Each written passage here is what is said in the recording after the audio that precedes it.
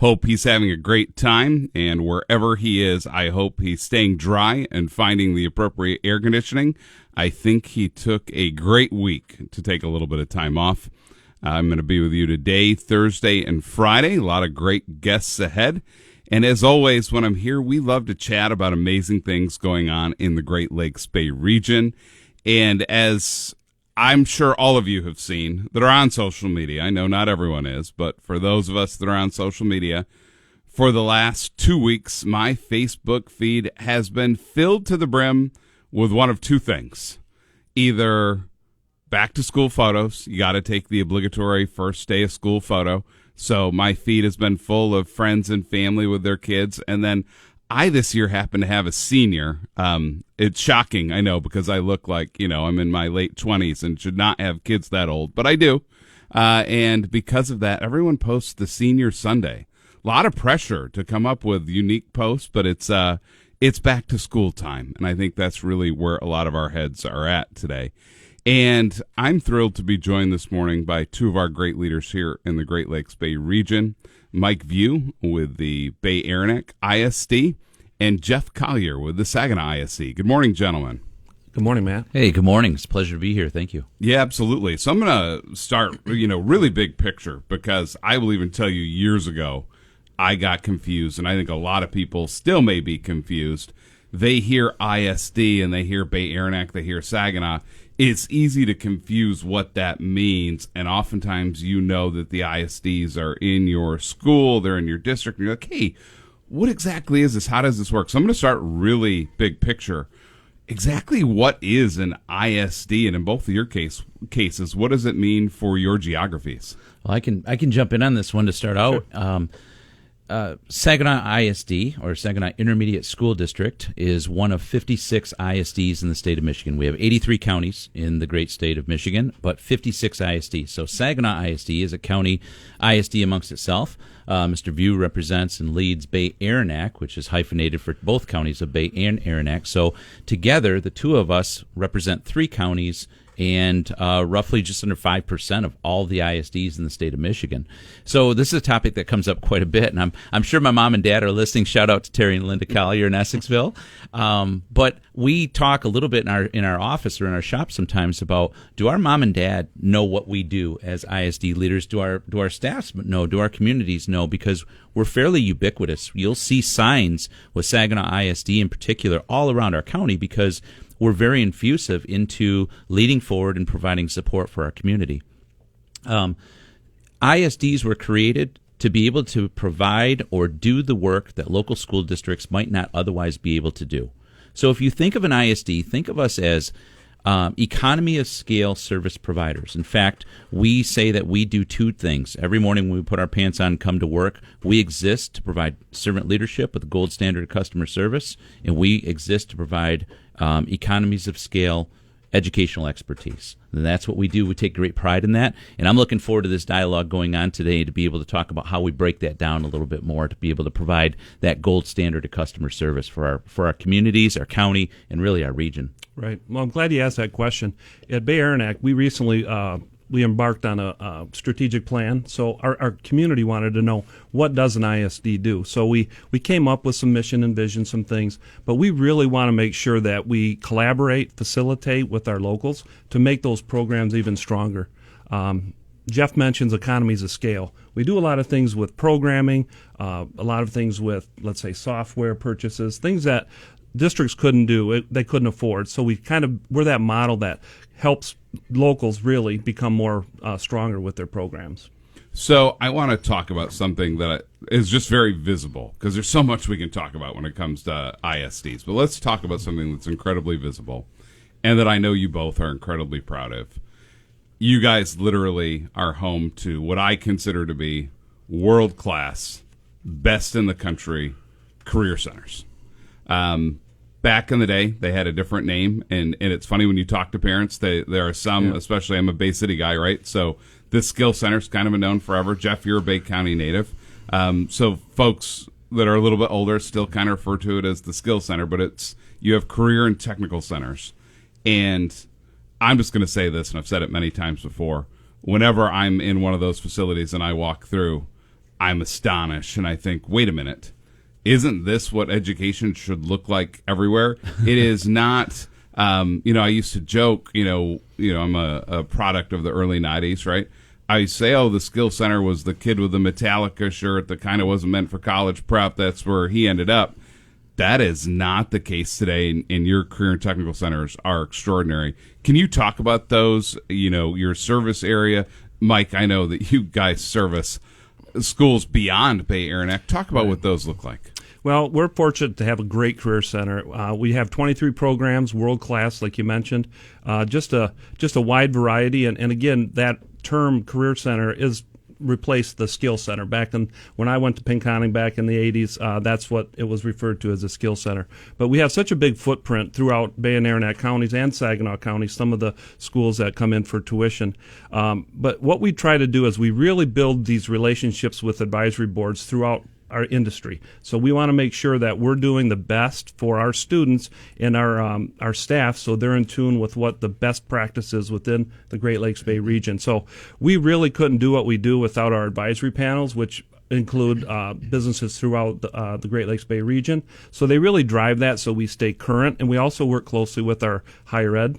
We have a lot of early middle college opportunities, direct credit opportunities. Been a really big, really good relationship with Davenport and Delta College recently. Some creative ideas with some college credits earned actually right out at the Career Center. So it's kind of we try to pull in a lot of entities to make sure that we're preparing our students for the workforce and for higher education. Well, Mike just teed this up in a great way to talk about our mission is to create as many positive opportunities and outcomes for kids as possible in pathways. And we begin to think about career technical education pathways, collegiate pathways, school-to-work pathways, whatever may work for increasing the opportunities and outcomes as positively as possible for kids. But when we begin to think a little bit back to your first question about what do ISDs do, this is where we can get some consternation or maybe some confusion, because how Bay Aranac provides career technical oversight is different than how Saginaw ISD does. And I want to honor, first and foremost, our great partner in Saginaw Public School District, who in Saginaw County owns, operates, facilitates, and manages the Saginaw Career Complex, and also hires, fires, and evaluates all staff. So at Saginaw ISD, I joke around with our great business partners, our chamber, our local 85. I'm always saying, hey, I'll arm wrestle you to see who's the biggest champion and supporter of CTE. But we do not personally, I do not oversee, or Saginaw ISD lead that. So what we do is we provide the program oversight and quality assurance. That's a monster piece to make sure that we have that quality assurance for all programs throughout Saginaw County. And we also are the fiscal oversight for the CTE millage. In 2018, great visionary leaders came together in Saginaw County and passed the first ever CTE millage, or career technical education millage, in the history of Saginaw County. And we're beginning to see the fruits of those orchards that they had planted as we're seeing these amazing opportunities and career pathways open up for kids. But we exist as chief support, a foundational bedrock to be the fiscal oversight for the county and the quality assurance of programs moving forward, where Mike, you and Bay Aranac own, operate, and facilitate, hire, fire, and evaluate all the staff. We support and facilitate that process with Saginaw Public School District in Saginaw. And you can see where the gray line becomes for the community, right? Because everyone does something different. Yeah. And even in our region, not everyone's termed an ISD. I think we have an ESA, we have RESDs, right? So when people hear the different lingo, the different models in which you operate, that you may not own it, but you're at the table and you're definitely a part of right. it. It is tough to understand that. I'm a big, I'm in, we moved in. I don't think that the right word is an immigrant to Saginaw County, but my family and I moved in July of 2020, right in the heart of COVID, and I adore the connotation of Saginaw awesome. Well, Saginaw is really a fantastic, nationally known city. But you have 3 school districts that begin with Saginaw. You have Saginaw Public School District, which is a local school district. You have Saginaw Township Community Schools. Those are the number 1 and number 2 largest school districts in Saginaw County. And then you have Saginaw Intermediate School District, and we act as the economy of scale support. We work in the background to be able to be that bedrock foundation. So it does get confusing for people about what is it that you do, how do you do, who owns that, where do our kids go? We could talk about the newest high school in the state of Michigan opening right after Labor Day at Saginaw Public, and people may think that that's, I'm operating that high school, or Saginaw Township is. So we just work through constant communication and being very transparent, because it is all amazingly good. It's Saginaw awesome. Well, we have a ton to unpack here, and when we come back, I want to talk about how you guys work so carefully with some of the most vulnerable students in our counties.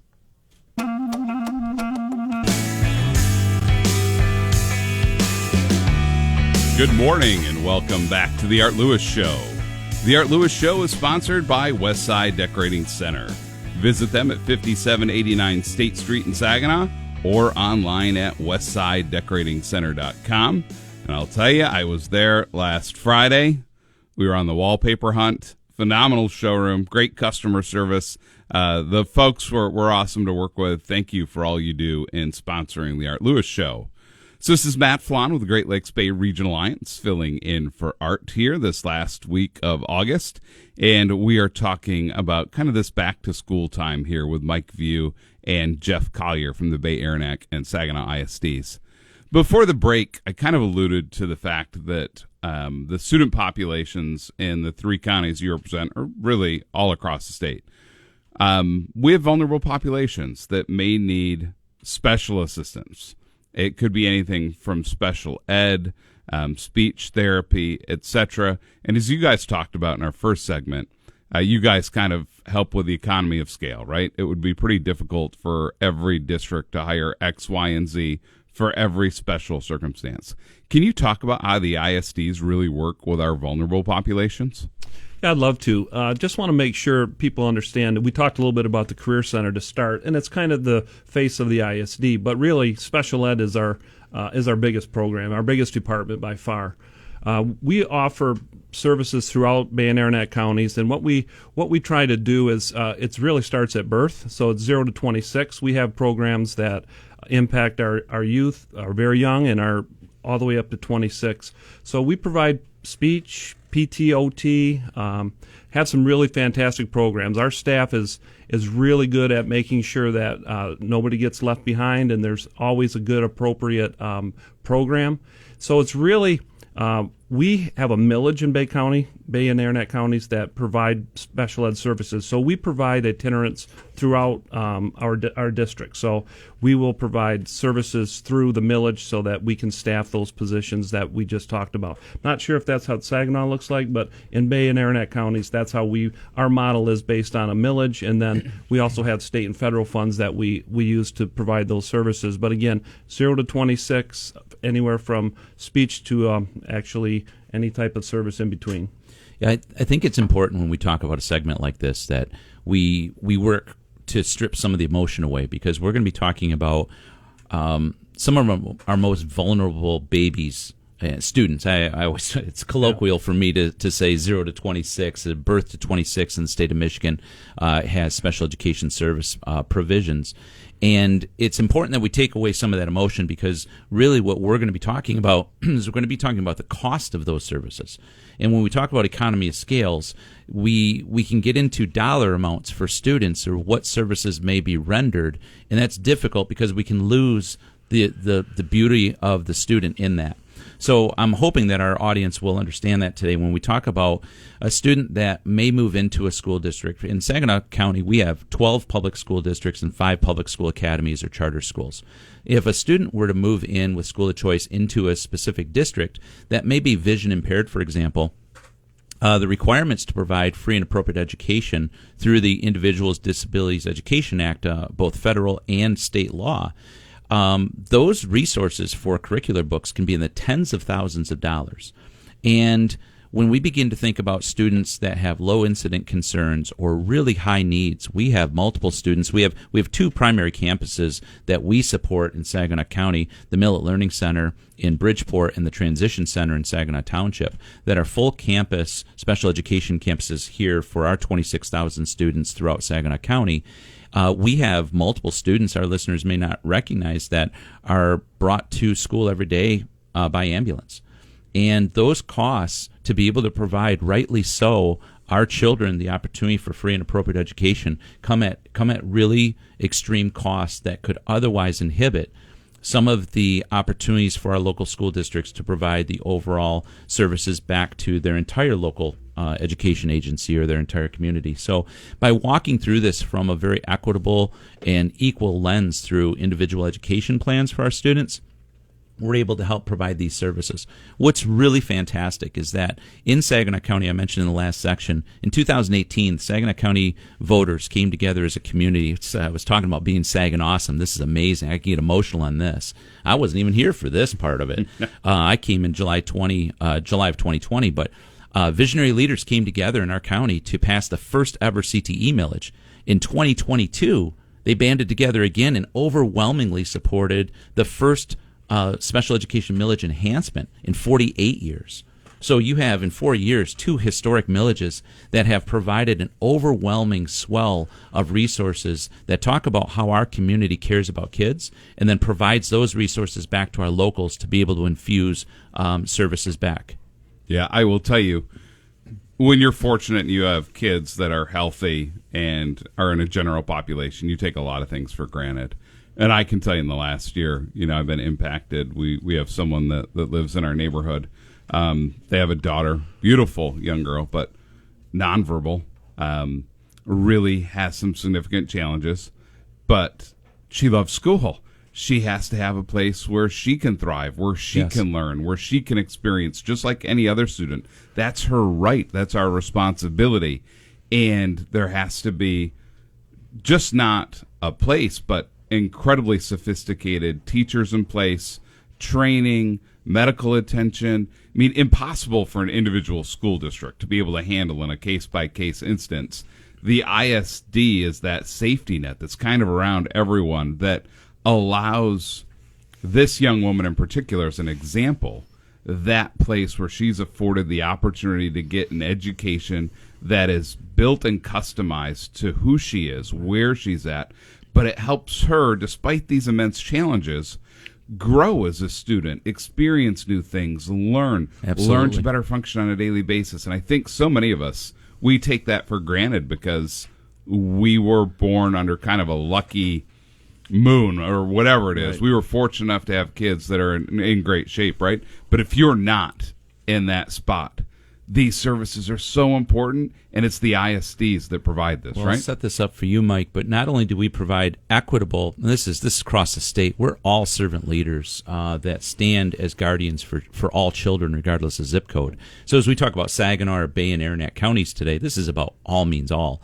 But as we set up these equitable programs, not only do we have free and appropriate education, but we also have what's called least restrictive environment to best ensure that we have thriving environments for our children to be able to come into school. And when we begin thinking about school districts that begin to separate what we do as servant leaders or servant providers or economy of scale providers, people don't often realize the amount of speech therapists, occupational therapists, physical therapists, the nursing staffs that we have, and we work in partnership with our local hospitals. When we begin to think about the threads and the weaving of the braid, if you will, throughout our community, we're entrenched like a great root system. And I always say that we're planting seeds for a better tomorrow, and we're leading forward for everybody. But a lot of people may not think about a traditional school. If you think about a traditional school district, the intermediate school districts provide all of that backdrop to ensure equity for all. Equity and inclusion as well. And what we look at now is the least Jeff mentioned least restrictive environment. It's a big push from the state right now, and it's a good thing to put students back in their home buildings, back where their zip code is from, so that they're with their peers. And at Bay Aranac, we've made great strides in that, and taking students from a center-based program and getting them into buildings that they have access to general education, because they are general education students first and foremost. So we want to make sure that we get those opportunities for the students in a least restrictive environment. And I can tell you, we just looked at some numbers. We have made strides in that area to include more students in their local districts, and it's really had a positive impact. And as a superintendent in Pinconning over the years, several years back, we had classrooms that we brought students in that were special needs, and that classrooms that were ISD based. And to get those students melded into the atmosphere and the culture of a building, they would never experience that in a center-based program. So I can see the benefits firsthand of getting students in buildings where they have access to general education. What's really cool about this, Matt, and our audience would never know this, but you may not know this, maybe you do, is that I've had the benefit and the pleasure and maybe the fortune of having worked as an instructional leader in Bay, Aranac, and Saginaw County. So I'm kind of fact-checking Mike right now, and I'm making sure he's spitting truth, but it's been fantastic. Just as a reminder to you, and I don't know if you remember this, I do believe I took a boat with you in Au Gres to an island Charity on a Island. STEM expedition. So I'm Charity very Island. well aware of your job. So, hey, we're going to take another break. When we come back, let's talk about how your work is really connecting to our growing workforce. Welcome to retirement. Now,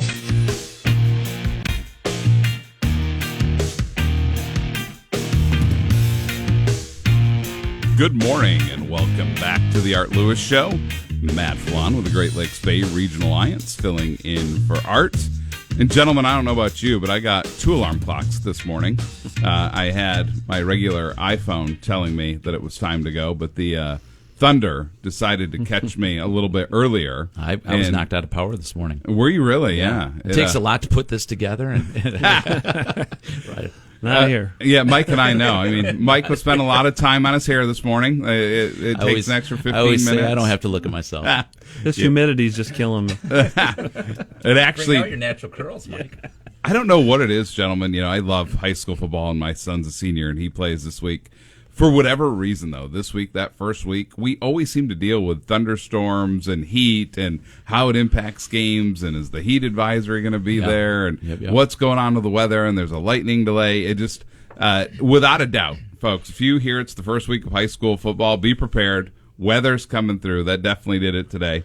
We were just kind of chatting in the commercial just about heat and storms and how it impacts schools and the kids, and thankfully in this area, I think the storms that came through this morning took some of the heat problems out of the way. I don't think it's going to get too hot till later this afternoon. So thankfully, I know a lot of schools on the west side of the state actually closed today. And, I never even would have thought about that. And glad that we didn't have to deal with that. It's a new dawn for a lot of things that I had never thought we'd be talking about in education. It's definitely a new day. It's exciting. We have to be flexible, and we exist solely to serve kids and educators in our communities. So never saw some of these things coming on that we have in the last decade or so.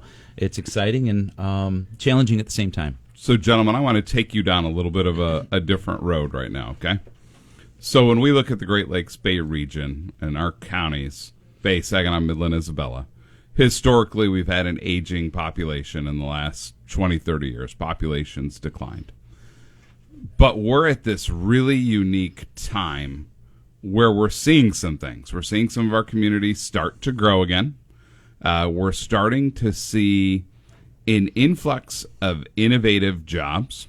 We're starting to see the future of current jobs change. So examples, $1 billion going into Midland to Dow for their R&D facilities, to take these R&D facilities from 50s labs to 2020 labs.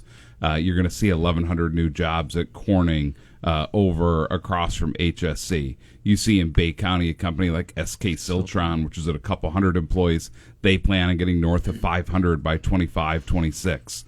The Medical Diamond in Saginaw, really a healthcare industry that I think is on the verge of exploding.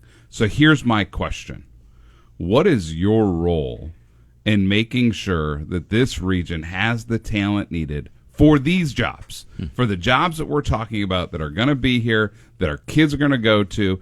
And again, these aren't just like jobs. Right. These are cutting edge STEM-based jobs that are the future of the country, but they're based right here. What's your role in educating our students? You want to lead off? Yeah, I'll lead off. I think it really starts, Matt, with educating our students and starting to get that career exploration at an early age and getting them to know what we have in this community, and then educating the parents. We have some what we call career navigators that are doing some really good work within Bay and Aranac counties, and some of that just foundational piece of getting at an early level the know what the opportunities are, having students and parents know a direction, maybe not a direct pathway, but at least some areas of interest.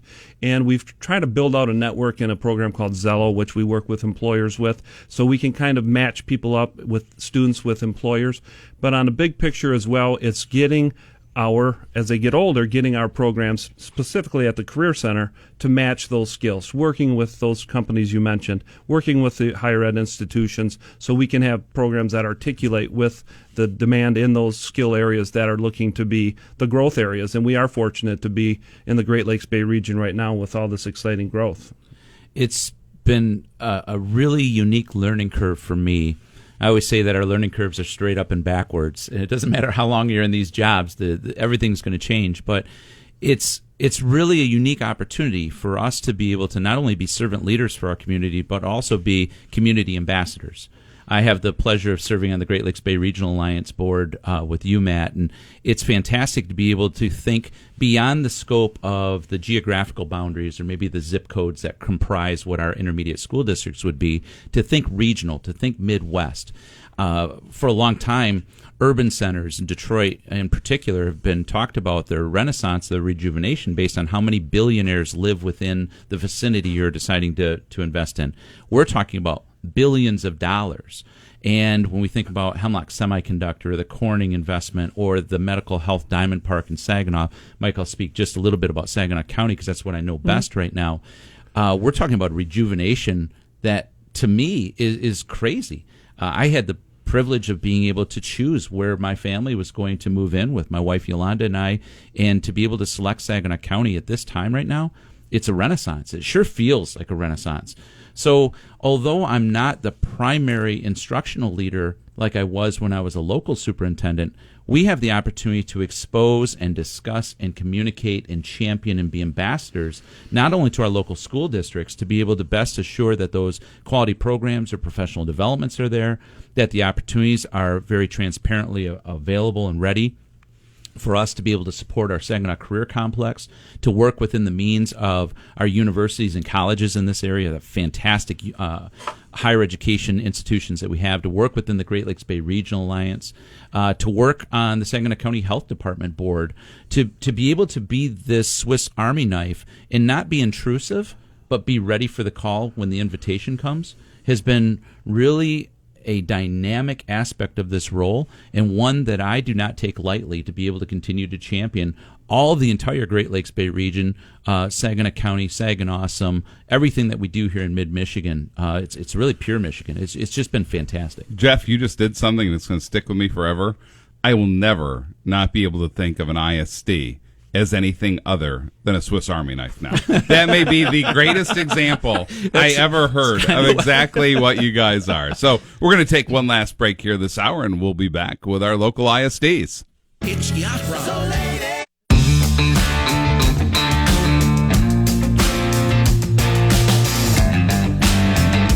Good morning, and welcome back to the Art Lewis Show. Matt Flan with the Great Lakes Bay Regional Alliance, here with Mike View from the Bay Aranac ISD, and Jeff Collier with the Saginaw ISD. So, Jeff, you guys have a big week coming up. You have a ribbon cutting taking place over at Millet. Talk to us about what's going on here this week. Well, I would love to invite our entire community. Bring everybody to come and take a look at the fantastic, newly renovated in the last 2 years, Millet Learning Center. It's one of our primary campuses for students of special education needs. A beautiful full campus renovation that took place 2 years ago. And on the backside of the Millett Learning Center, we have a brand new, fully inclusive playground that we're going to have a professional ribbon cutting at 1 p.m. this Thursday, August 29th, from 1 o'clock to 2:30. Everybody is welcome. We exist for all. This is your campus, not mine. And we have an opportunity to host you at Millett Learning Center on 3660 Southfield Drive, Saginaw, Michigan, 48601. And after the ribbon cutting, not only are we going to be able to get out and play on the playground, but we're also going to have an ice cream social. So it's a fun opportunity to welcome the community into a campus that they support through the millages and through our tax dollars. Opportunity for us to pay it forward and give back and just really celebrate the amazing things that are taking place. That's outstanding. And Jeff, for people that are listening that want to know more about the Saginaw ISD, want to know more about all that you're doing, can you talk about where they can find you online and via social media? Because I know you have a great marketing communications team in place that really is creative and is doing a lot of work. You have some pretty amazing talent there. Can you talk about that? We do. I'm gonna steal on that just for a second. We have an amazing team, and I won't be able to give everybody a shout out, but I do want to give a specific shout out to my Deputy Superintendent Scott Sawyer and my Chief of Staff Cody Kaczynski. They have really helped build up this concept called Our Story as we continue to talk about the positive narrative that's taking place not only throughout all of education, but Saginaw ISD internally and the region. So it's a narrative, hashtag Our Story, but you can also find us on any of the major social media outlets at Saginaw ISD and on our webpage at www.saginawISD.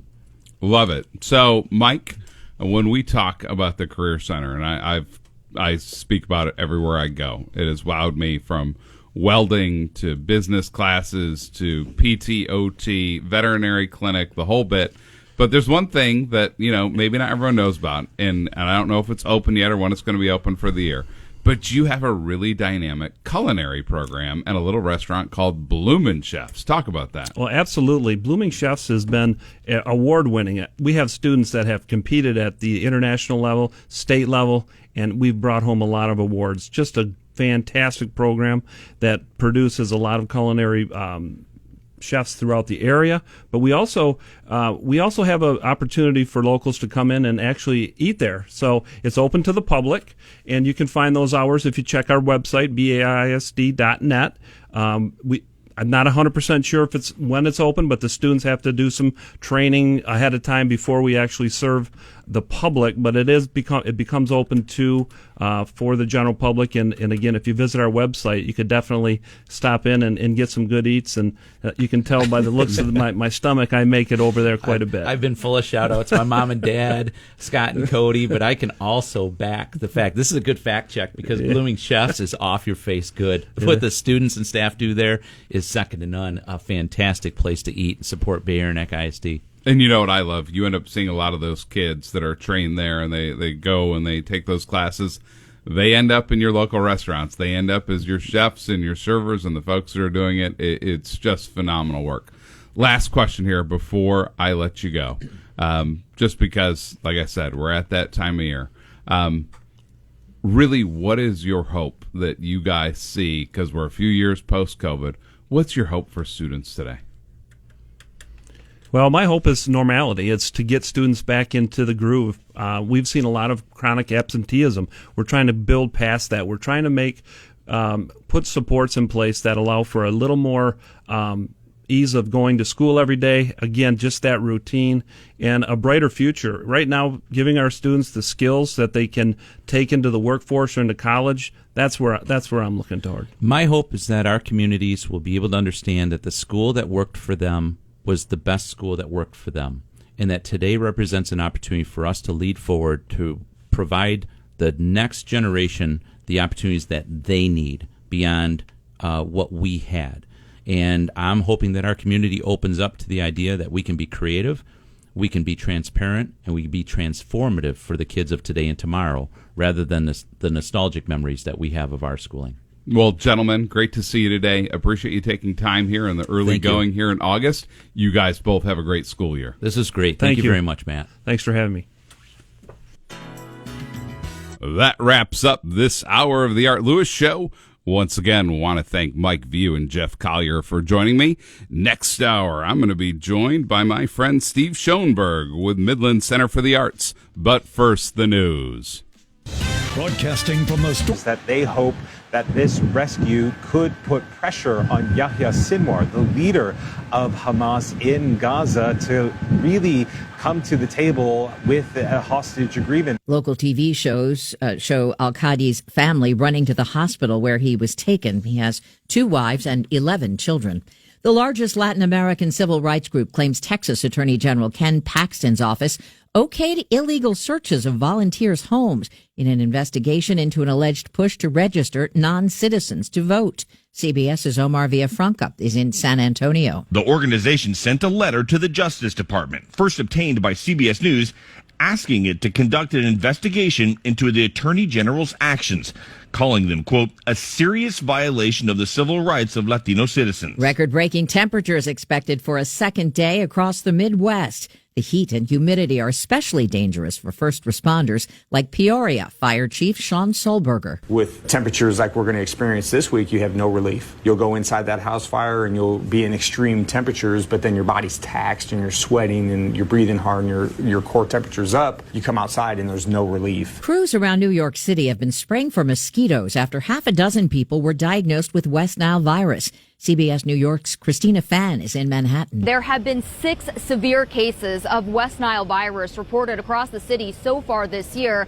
And to help reduce mosquito activity, the Department of Health was out and about earlier this morning, spraying pesticides in neighborhoods all across Manhattan and also focusing specifically on Central Park. Popular weight loss injectable Zepbound is about to become more accessible. CBS's Stacey Lynn. The price for a monthly supply of the drug was over $1,000. Now patients will be able to get it for half that if they go through Lilly's telehealth platform. And they'll also have to pay cash as no insurance will be accepted. The Dow is down 49 points in early trading, S&P off 6. This is CBS News.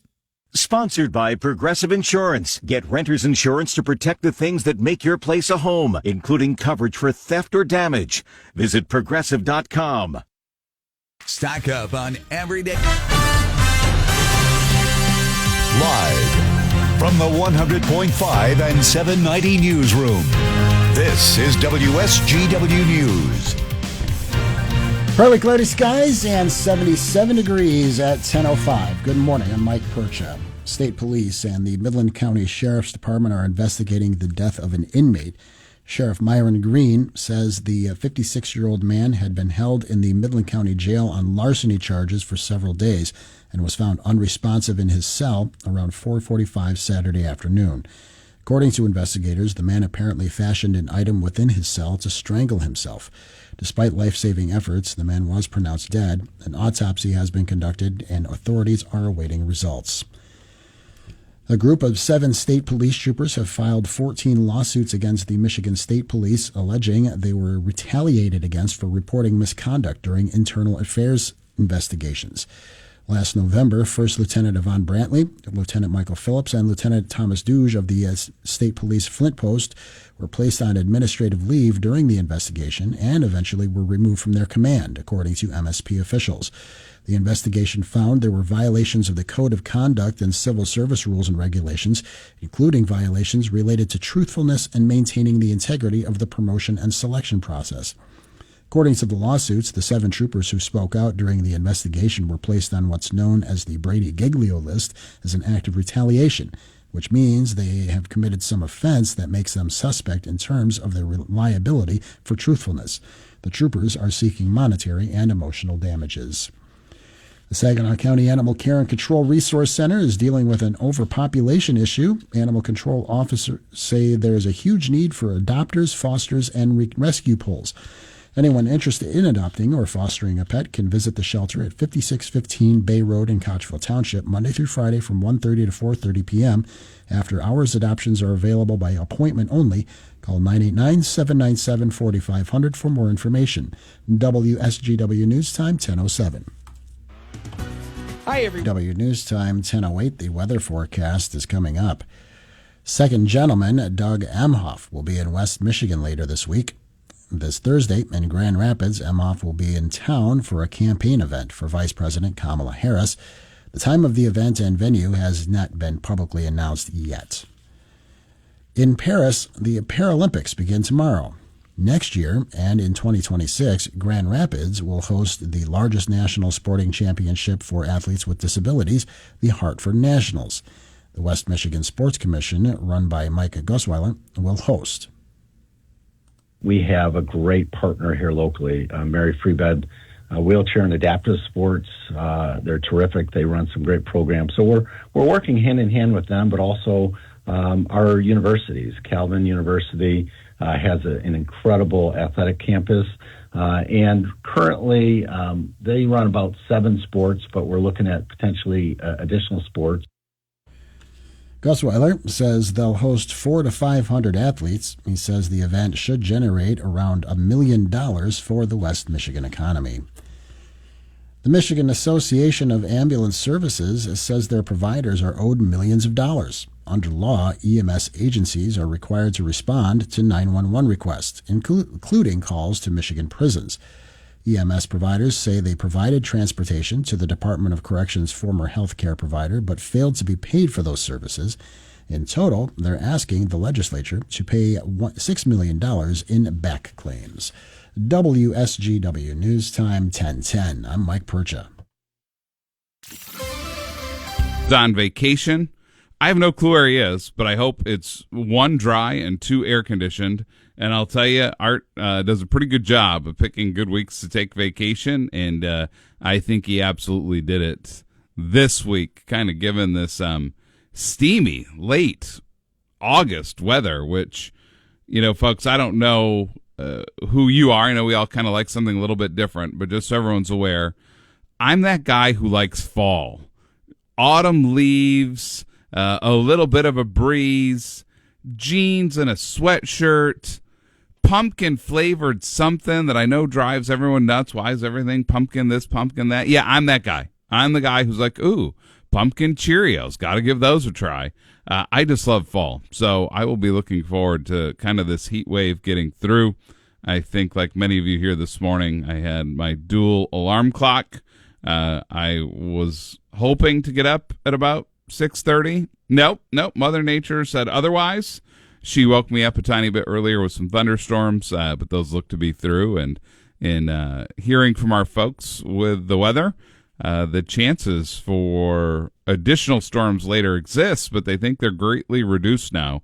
That big line of storms here this morning may have taken all the energy out of the atmosphere, and it may be capped, and storms may be hard to form again. So we will just see, but definitely keep checking the weather later today to make sure that that's the case. Still that threat that cap breaks, but I think from hearing from our friends at WNEM and Matthew Mondro and others, it sounds like there could be a cap, and the weather is behind us here for the day. So with that, whenever I host a show, I know that I love to chat all things Great Lakes Bay region, and we really try to mix up the content. So you hear a little bit from our employers in manufacturing and higher education and K-12 education, STEM learning, mental health. You get a feel for everything. But today is one of my favorites because we are going to jump into the arts.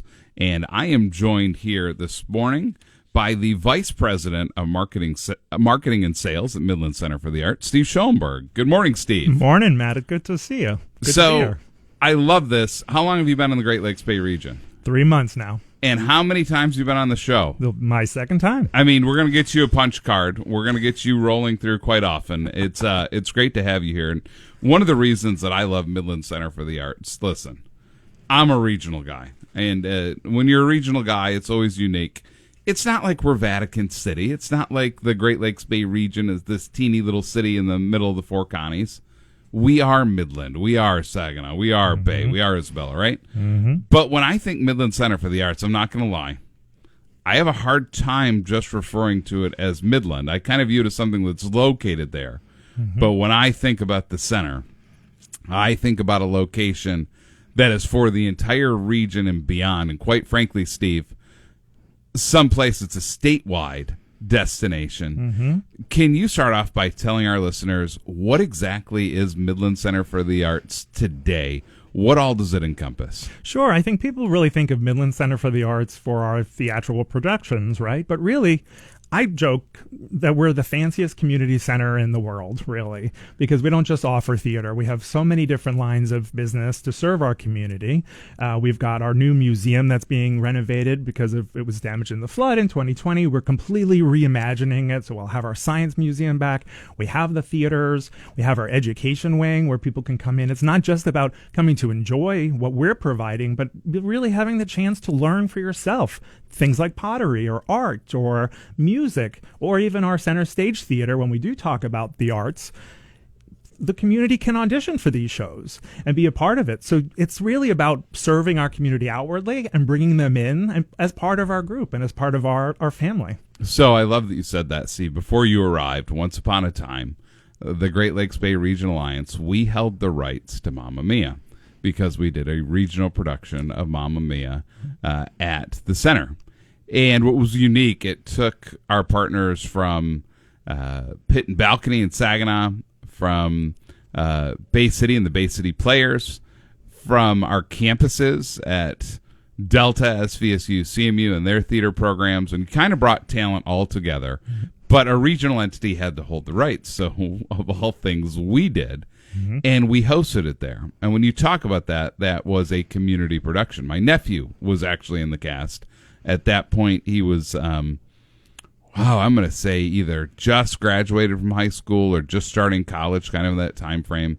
He was one of the crazy guys wearing the flippers. And so I got to see that. And I will tell you that production rivaled any Broadway production I have ever seen of Mamma Mia. It was so exceptional. We had an SVSU director directing the show. But at the same time, my daughter was in Charlotte's Web, and it used to be called Peanut Gallery. I know you guys have changed the name now, but it was your youth theater, and this fun little small stage that rotated like you were there for Hamilton. My daughter played Lamb, and my favorite was, if you know my daughter, there's no other way to say it, guys. She's a redheaded Latina. She is fiery. She is sassy. And so when we went to watch the show, she played Lamb as the sassy little character, and we couldn't help but ask, Alex, was this the way the character is supposed to be? Is Lamb supposed to be sassy, or is this your interpretation of what Lamb is supposed to be? We were very thankful to know that, yes, Lamb was supposed to be sarcastic and sassy. But I'll tell you, I love what you said because my family's experienced it firsthand.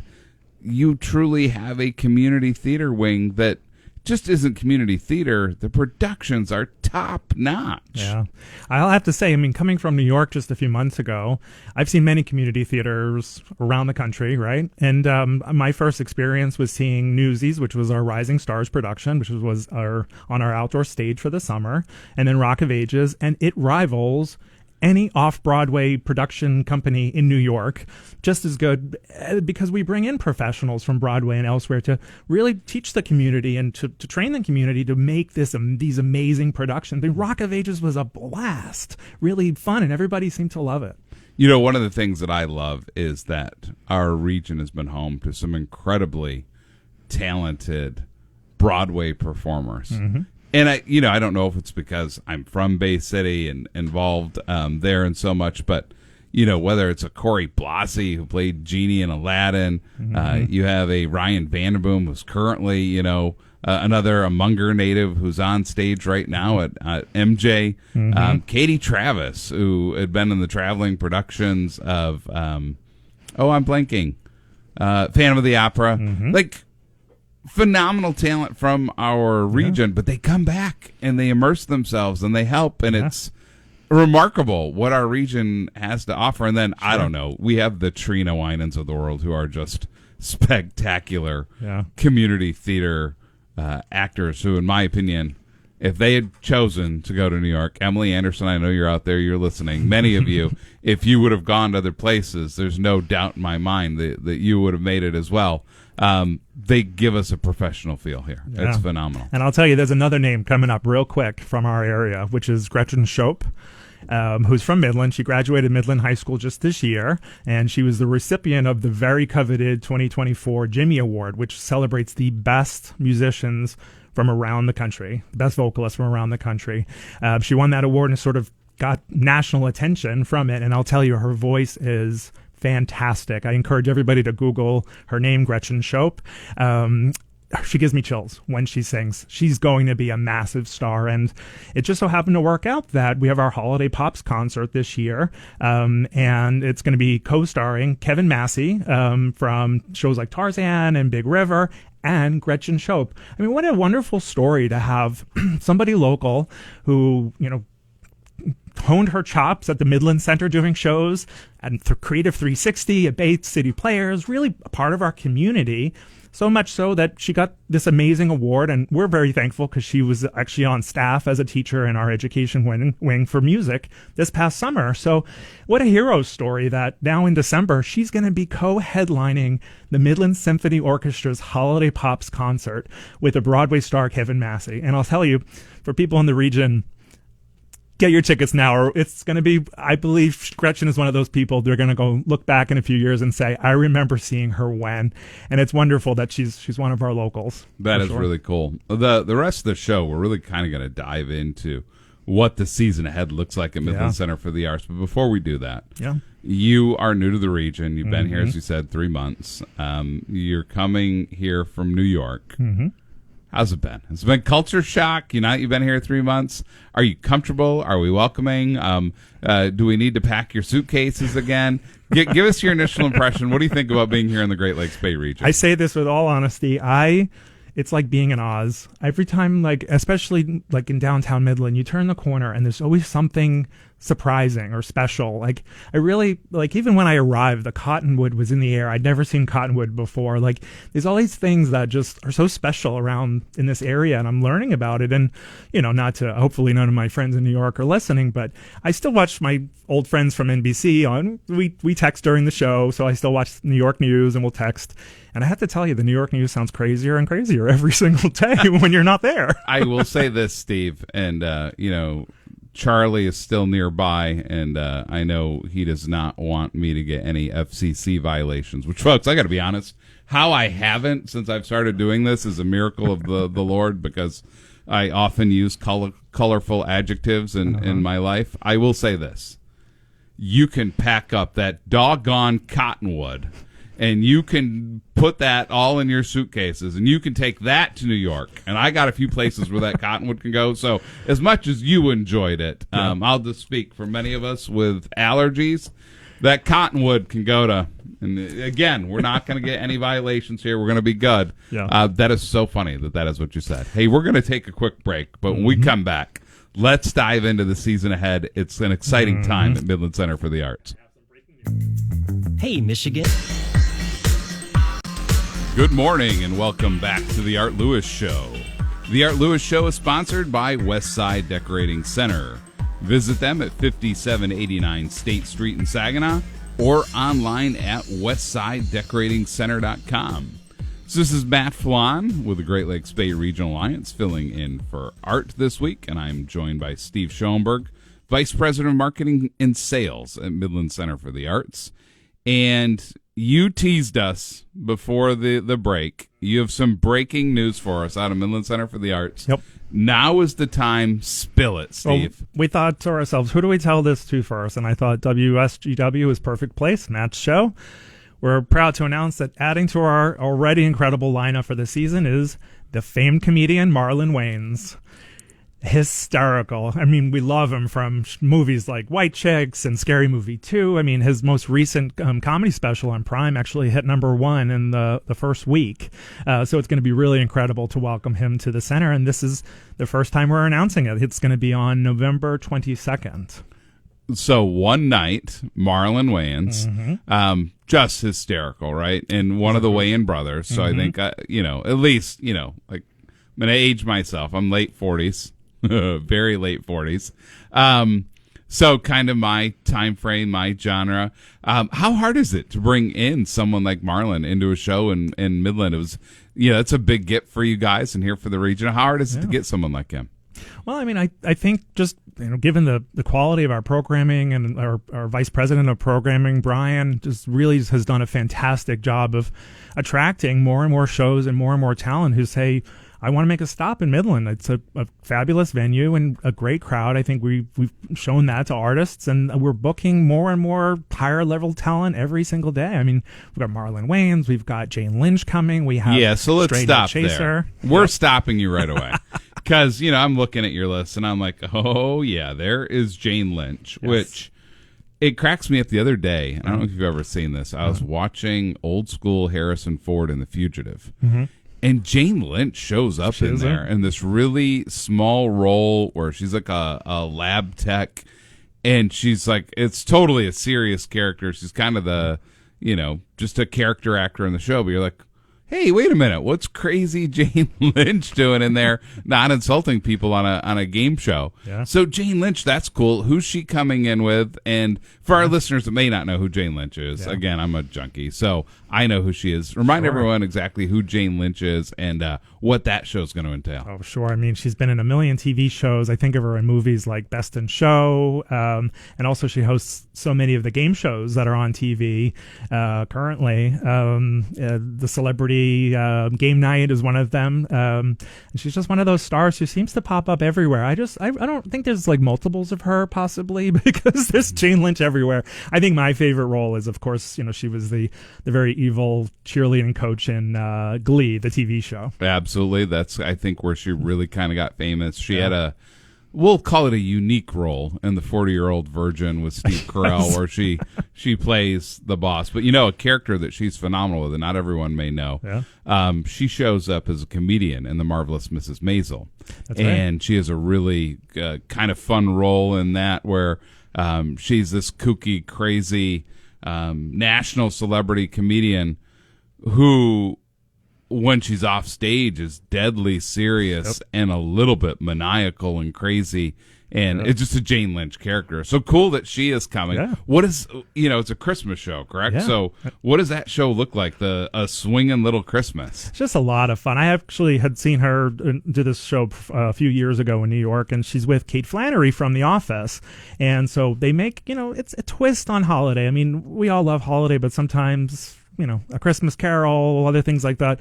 We've all seen it before. They put a real fun twist on the holidays. It's songs, it's jokes, it's humor. And let me tell you, it's just, the two of them are just laugh out loud, hysterically funny. So it's going to be a really fantastic time. Okay, so let's dive in. Mm-hmm. Tell us about this year's, full program, because it's hard to just capture it. I don't want to specify it in one, because you do bring different facets, right? Yeah. You're going to bring Broadway shows. You're going to bring comedy shows. You're going to bring your community theater. You have the symphony orchestra. You have a really phenomenal mix. Mm-hmm. So let's just call it your full calendar of events. Yep. Let's talk about, what does this year look like? I think the most important thing to mention is what's called the Infinite, which I'll tease a little bit. Much more will be coming out soon, but we've got this incredible lineup. People can see it at midlandcenter.org, and I encourage everyone to sign up for our e-newsletter. We can get pre-sale codes and just get ahead of when things are going on sale, like the Marlon Wayans show. But you mentioned all of the things that we offer every year, right? We've got tons of different shows coming in. Wizard of Oz, Steel Magnolias in our Broadway season. We have Tina, the Tina Turner musical, Ain't Too Proud, the Temptations musical. It's really Dear Evan Hansen. I mean, it's going to be so fabulous. But I want to tell you about the Infinite, which, talk about using an opportunity. So as we have started our remodeling of the museum. It started in July, and we're making great progress towards hopefully reopening with the goal of in late 2026. So while we're doing that, we have to pull out a lot, which creates space. So talk about space. We're bringing in an immersive theater experience like no other, exclusive to us and here in Michigan, so you'll not see it anywhere else. And it is an immersive theatrical experience that brings you to the ISS space station through a mix of technology and immersive elements. And astronauts who have experienced it in other locations around the country, a few of them have actually gone in and actually had to stop because it was so real for them. They said it was like being back there. They needed to kind of check themselves. So that's going to be opening in January, and it's only going to be running for 4 weeks. So I really encourage everybody, again, to sign up for our e-newsletter, because as soon as those tickets go on sale, I do think it's going to sell out pretty quickly.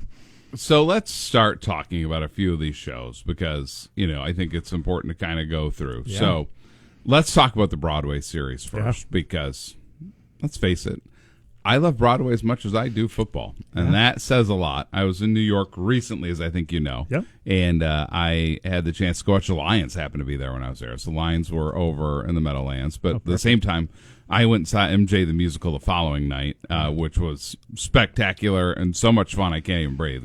You're singing and dancing to Michael Jackson songs the entire time. Of the ones that you brought up, I think folks are familiar with Tina, the Tina Turner musical.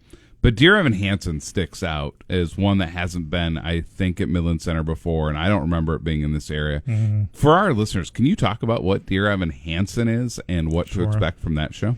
I think it's a very important musical. Really resonated in Broadway.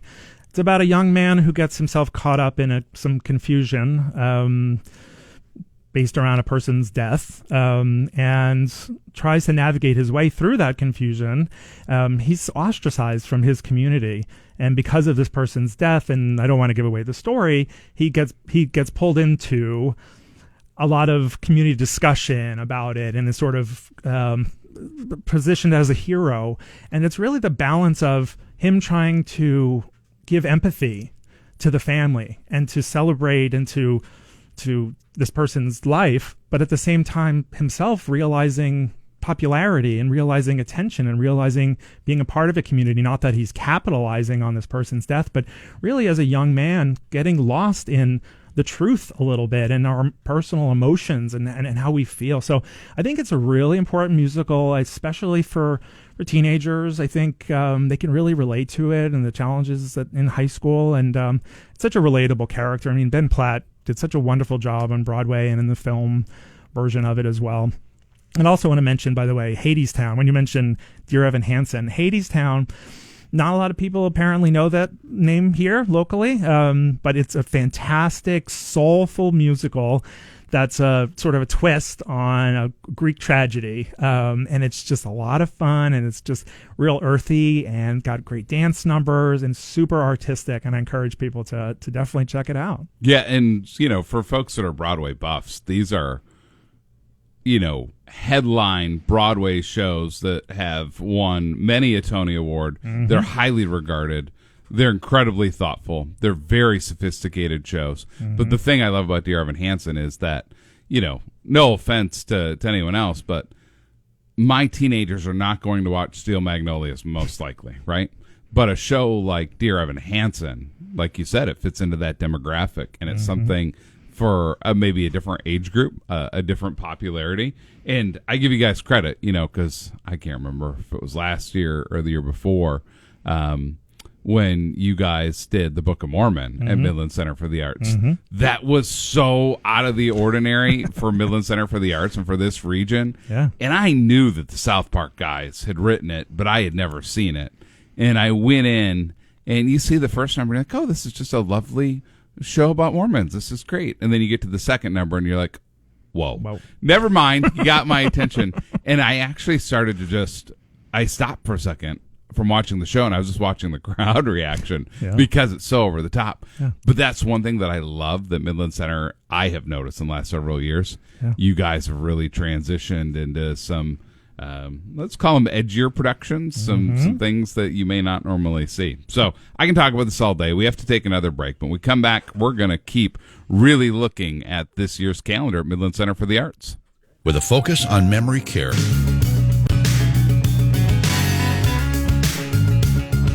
Good morning and welcome back to the Art Lewis Show. It's Matt Flan with the Great Lakes Bay Regional Alliance, joined with my new friend Steve Schoenberg over at Midland Center for the Arts. He's been here in the region for the last 3 months as their Vice President of Marketing and Sales. And we're talking about the season ahead, the calendar ahead at Midland Center for the Arts, and want to highlight a few other unique things and just kind of ask you about. In October, on October 15th, you have the Ben Folds Paper Airplane Request Tour. Yes. And when I see Ben Folds, my brain immediately goes to Ben Folds 5. Mm-hmm. Same Ben Folds. What is this show? This looks interesting. Yeah, it's a by request tour. Ben's written music not just for Ben Folds 5 or his own solo work, but he's written for the stage, he's written for film, and I mean he's actually one of the most successful singer-songwriters of the last 3 decades. I mean, it really, to me, as a man in mid-40s, it takes me back to college. It takes me back to high school, just thinking about Ben Folds and the music that we've known for all these years. So it's really exciting to have somebody of his caliber, not just his stardom, but just how he's so beloved as a performer and singer-songwriter. I mean, anybody I've mentioned Ben Folds, they light up and they say, oh my goodness, he's coming when? So I encourage people to get tickets. It's selling very fast. That's cool. So another one that just kind of sticks out, and again, I'm a fall guy. October 25th, right around Halloween. Yes. Haunted Objects Live. Mm-hmm. Why does that seem like I need to be a part of that? What is Haunted Objects Live? Sure. You can be a part of it, but I will not be in the building that day. I'm too afraid. So these are 2 paranormal... And just to be clear, folks. Yeah. Not that he's afraid of me, because I'll be in the building. He's just afraid of haunted objects, in case there's any confusion. I'm afraid of both. No, I'm just kidding. Nope, it's pretty terrifying. And if people like scary, especially time for Halloween, this is not to be missed. There are 2 paranormal investigators who bring in haunted objects. Like you think of movies like The Conjuring, right? With like the I love Annabelle The doll Conjuring. and- Yes, Annabelle's so scary, and I the know. nun, and all the devil made me do it, and all these. Yes, I'm familiar. I Yeah. love those movies. So they bring in objects and talk about them. So these haunted objects are there in front of you, and then they actually have a way that they actually can create a haunted object with the audience. So it's really an audience participation kind of thing. Now, to me, that's too scary, but for people who like horror, I say go for it. It's going to be a great time. A lot of people on our team are quite excited about it. I'm not going to lie. You have got my attention fully. I am going to be there. That is going to be awesome. That is one I need to take part in because, again, I am a Halloween junkie. I'm the guy. I'm not even lying, Steve. A couple years ago, I took my son, my daughter, and my nephew, and at the time, they may have been all of like 10 and 13. 9 p.m. Conjuring movie, and it was one of those things everyone's looking at me and you can hear the tisks.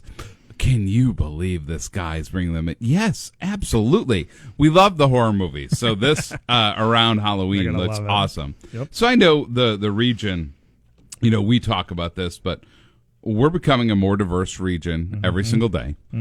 If this region's going to grow, it's not because everyone decides to have 10 kids again. It's because we're going to bring talent in from across the world. New Americans coming to our area.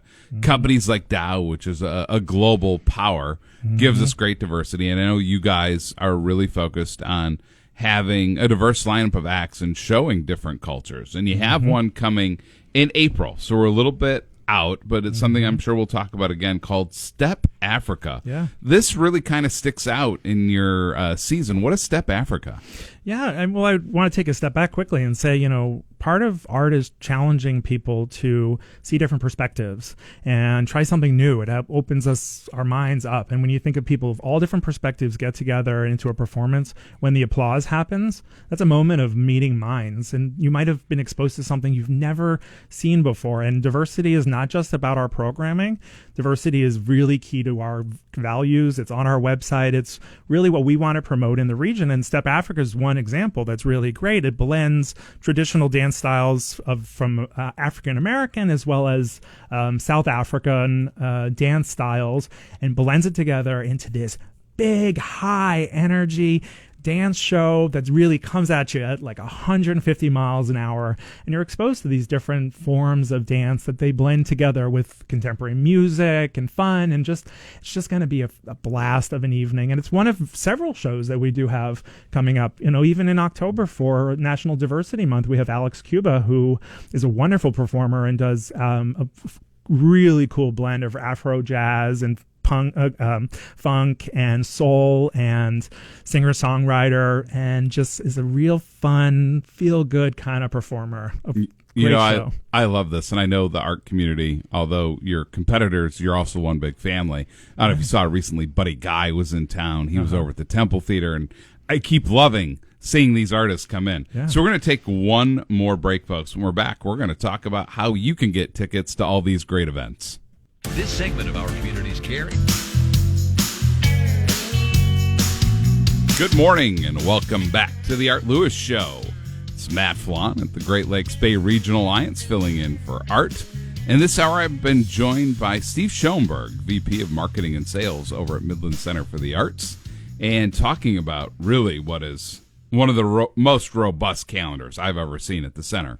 So for our listeners, how can they go to these shows? And I know you have to have a variety of ways. I'm sure there's a season, maybe a Broadway season, a full season, pick certain events. What are the different options that are out there now for folks if they want to go see shows? Sure. Well, you can still purchase a word I can't say today. Subscription. I need some more coffee today, Matt. A subscription to any one of our series, like you mentioned.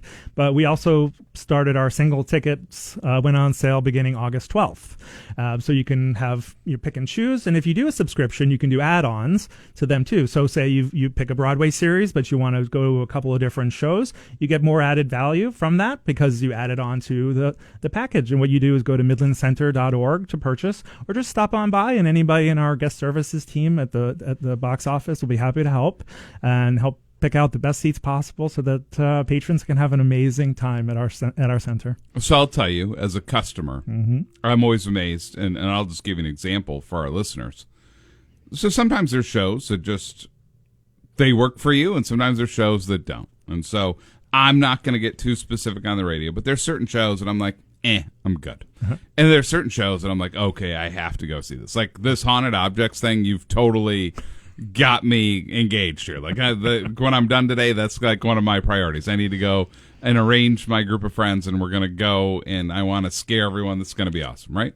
But I will tell you, just as a customer, I think your staff and your team does a great job, because when I call and to say, hey, here are the shows I want to go to, like, okay, great, let's walk through them, and here's what we're going to do, and let's pick these, and here are the seats here, and here's what we can do. And so I tell you, you guys do a really good job tailoring these for, each individual customer, because we all have different tastes. Sure. And there's all different things we want to do. So I will tell you, I think you guys do a really good job from your ticket sales office, that whatever you guys want to do, folks, if you're listening and you want to be a part of a show at Midland Center for the Arts, give them a call. They'll work with you. They're going to work with you on tickets, ticket pricing, the whole bit. Yep. Although I will ask this. You sold yourself out recently off the air, and you said you live near Costco. I do. So we're in the generation of Costco and Sam Club shopping. Is there like a Costco kind of piece to this? Like if you get a certain number of shows that you get a savings, and, times are tough with inflation. People, they pick and choose where their dollars are going to go. Are there any ways that they can really stretch their dollar when they're looking for shows at Midland Center for the Arts? Sure. Well, definitely a subscription. That word. See that today. word? I'm going to help you out. If funny? you're getting a subscription at Midland Center for the Arts. We were just joking before we got on air about words we can't say today. It's subscription. You definitely find your best savings that way. But I also want to mention, we're very conscious of the fact of our community and, our prices compared to, say, Broadway. We try to keep it reasonable, and tickets generally start at $40 in our auditorium. So, really try to make it accessible to people for most of our, if not all of our performances. We want everyone to be able to come to enjoy performances at the Midland Center. I'm glad you said that, because someone that was just at Broadway, we got decent seats at MJ the Musical, but it is $200 a pop, folks. Yeah. You take a family of 4, you're $800 in a hurry, and we're not talking about traveling and dinner and everything else. It's an expensive venture. So to be able to go to Midland Center for the Arts and start at $40, and oftentimes great seats in the 70s, 80s, 90s, right? That are, again, these are Broadway level productions that are coming into the Great Lakes Bay region. Yeah. It's an affordable way to do this. Yeah. Last thing before I let you go, remind everyone, what's the website if they want to get tickets, and the phone number? midlandcenter.org. Great seeing you again. Look forward to seeing you again on a future show. You too, Matt. Thanks for having me. This edition of the Art Lewis Show. Up next is Focus with Mauricio Horak-Bellotti, but first the news. Broadcasting from the